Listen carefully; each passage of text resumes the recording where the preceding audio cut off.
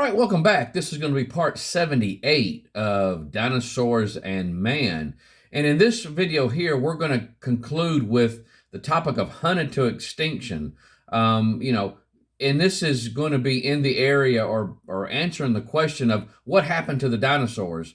If I believe that the Bible is historically correct, which I do, and that the historical flood happened, which I do believe that, and that animals were taken on the ark. No animals were told by God to be left off. God didn't tell Noah to leave anything off.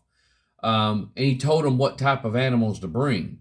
Then dinosaurs would have been in those numbers of the animals that were brought. Okay, whenever the ark landed, then the animals would have been released into the world. Now, some of those animals that were released are now extinct. They don't exist anymore. And there's a lot of people, including creationists, that believe that dinosaurs do not exist anymore. They're all dead, all gone. And that very well could be. But there's been eyewitness testimony, at least since the 1700s, from the information I'm given by Dr. Roy Mackle, that the area of the Congo swamps, there have been reported sightings of dinosaurs or dinosaur-like animals. And so if that be the case, with most of that area being unexplored, could there still be some more that's alive? And so now that's the whole reasoning that I'm bringing up, the hunted to extinction, giving you examples of animals that have met their fate being extinct by numerous reasons. And so, but I'm going to be bringing up two animals in this video that will give you a little bit more insight on what can happen to them. Animals that if we didn't have a carcass or somehow to some type of animal photographed or videoed or in taxidermy, we have evidence that they did exist. That those animals really did exist. And so, but there's thousands of animals that are still endangered of becoming extinct. And so we'll talk about that in just a minute. And I gave you some examples in the past couple videos. But this book right here is Rare Portraits of America's Endangered Species. And so, if you want to take a look at this book, this is fine. I'm not going to give you any examples out of this book, but it just goes to show you that there are animals that if they're not either protected or studied or bred in captivity, that we very well may lose these animals. And so now the African elephant. Now this information here I got back in 2014, so it's almost, I guess you could say it's back in August of 2014, so it's about 10 years old, this information here. So I don't know if any numbers have changed yet, but just again, we're giving you an idea. We're giving you an idea, the flavor of what we're talking about when we're talking about what happened to the dinosaurs. And so the African elephant in 1970s, there was 1.3 million.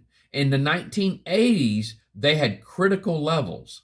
In 2013, there were only about 500,000 elephants left. Poachers are hunting them for their ivory. Kenya, Africa pays millions of dollars for a 300 wildlife ranger member force to protect them from being hunted to extinction. And that's exactly what would happen. Poachers receive about $2,000 to $2,500 per elephant. So you can think of, you got maybe a poor area that somebody don't make a lot of money, and let's just say that amount of money could sustain them for a number of months or even years, depending on, the expense on what it is on the area as far as living and all, the expense of living. But they don't care about the animals. They just want that tusk. And so they don't care. There's no thought into that animal becoming extinct.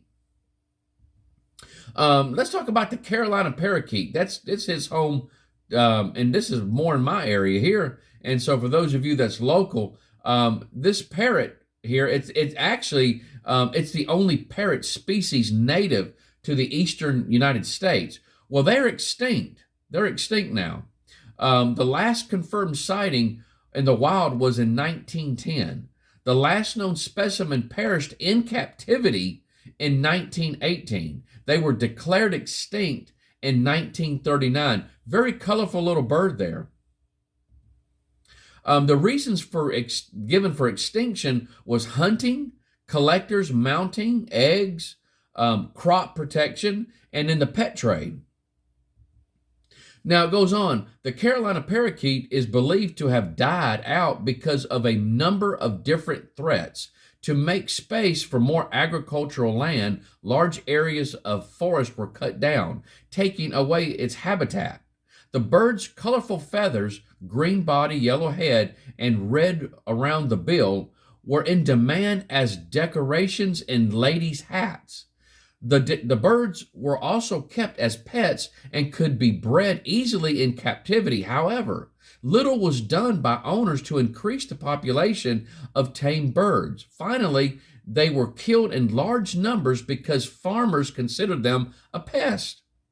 Although many farmers valued them for controlling invasive cockleburs, it has also been hypothesized that the introduced honeybee helped contribute to its extinction by taking many of the bird's nesting sites.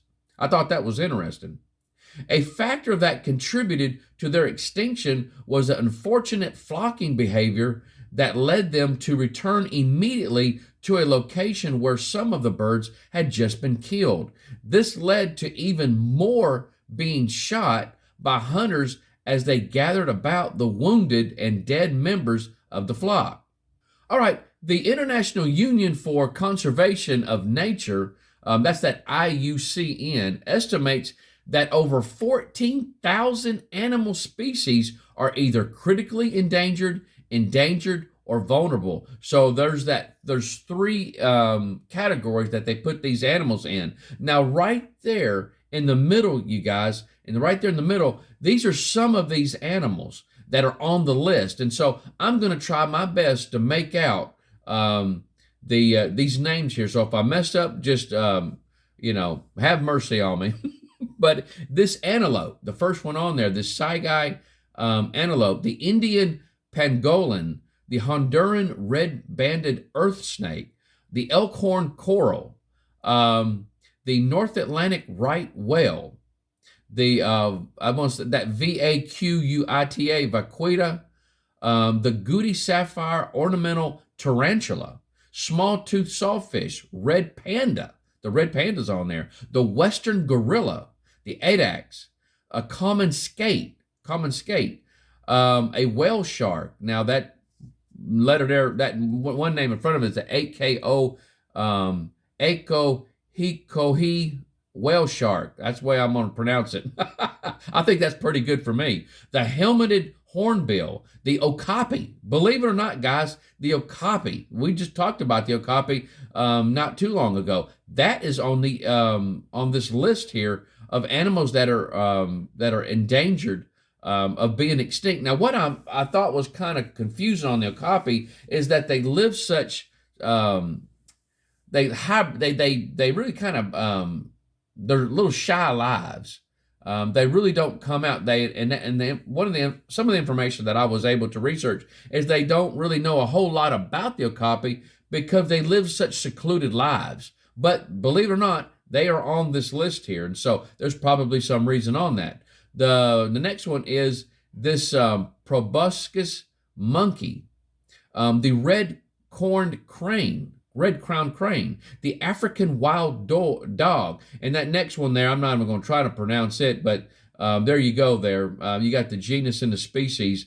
The black rhinoceros, guys, the Chinese pufferfish, the Iberian lynx, the Antiguan racer, the Mediterranean monk seal, the New Zealand sea lion, and the Eskimo curlew. These are just some of the animals that are on this list here.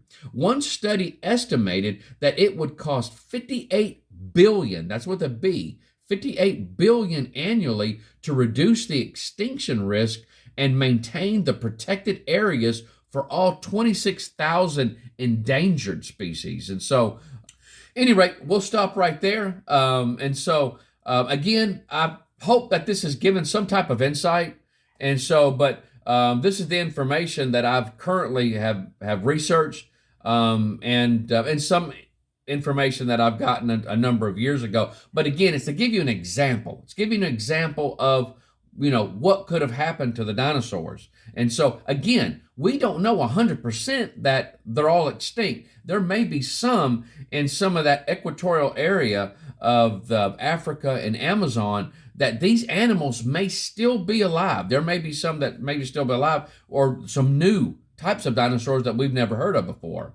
And so, but guys, when we come back, we're going to start getting into man and human fossilized tracks that were found together, human and dinosaurs together. It's probably one of the most controversial topics, even in Christian circles.